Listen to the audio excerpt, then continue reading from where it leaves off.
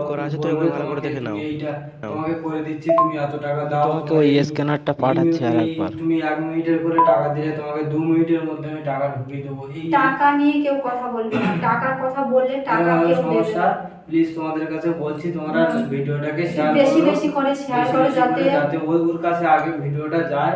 যে ও হ্যাঁ। আমাদের কি সর্বনাশ করেছে। আর তোমাদের বলছি ওর চ্যানেলটা রিপোর্ট মারো, তোমরা রিপোর্ট মারো, কারণ আমরা ভীষণ বিপদে পড়ে গেছি, ভীষণ বিপদে। আমাদের কাছে সত্যি বলছি, আমাদের কাছে পয়সা নেই। আমার কাছে ছিল- পয়সা ছিল না বুঝলে, আমার কাছেও 3-4 হাজার টাকা ছিল, আমি লোকের কাছ থেকে পয়সা নিয়ে ওকে দিয়েছি, তাও আমি ওকে বললাম, ও বললো হ্যাঁ আমি একদিন সেটা একদিন ভয় যে দিয়ে এখানে দেবো। দেওয়া আছে, সেটা ভয় যে তোমরা শুনতে পাবে। যে কি বলবো, আর কোনো মানে মাথায় আর কোনো কাজ করছে না, তোমাদের কি বলবো আর কিছু বুঝেই পাচ্ছি না, মানে মাথায় কোনো কাজ করছে না। হ্যাঁ, কারণ 8-9 হাজার টাকা গরিব মানুষের কাছে ওটা অনেক টাকা। এমন ভাবে টাকা নিচ্ছে যে আমি আমার মায়ের দিব্যি করে বলছি, বাবার দিব্যি সেই করে ছেলেটা বলছি। মানে তার মা বাবা দিব্যি দিয়ে বলছে যে আমি আমার মার দিব্যি করে বলছি ভাই তোমার টাকা আমি ঢুকিয়ে দিচ্ছি। কেউ মানে একটা সন্তান হয়ে তার মা বাবার দিব্যি দিয়ে এইভাবে কারোর কাছ থেকে টাকা নেয়? ওর কোনো ক্ষতি হবে না, হবে তো মার ক্ষতি। তাহলে তোমরা পারবে কি যে তোমার নিজের মার কোনো ক্ষতি হোক? সেই ছেলেটা তার নিজের মার কথা বলে এরকম করে তোমাদের দাদা ভাইয়ের কাছ থেকে টাকা নিচ্ছে। তাহলে বলো কত বড় সাহস তার, তার নিজের মাকে মানে কি বলবো, মা শব্দটা সত্যি মানুষের মানে বাচ্চা কাচ্চা মার জন্য মানে ইয়ে করে থাকে, মানে মা থাকলে আর কারোর দরকার হয় না। আর সে ছেলে তার মাকেই মানে মানে কি বলবো, মাথায় কোনো কাজ করছে না। আর শুধু একটু বলছি, তোমরা বেশি করে শেয়ার করো। আর কিছু মানে তোমাদেরকে বলতে পারছি না, এমনি মন মেজাজ তোমার দাদা ভাইয়ের তো ভালো তোমরা লাগছে বেশি না, বেশি করে একটু ভিডিওটা আমারও শেয়ার ভালো করো, লাগছে যাতে না। ওদের কাছেই যায় ভিডিওটা ঠিক আগে। আছে।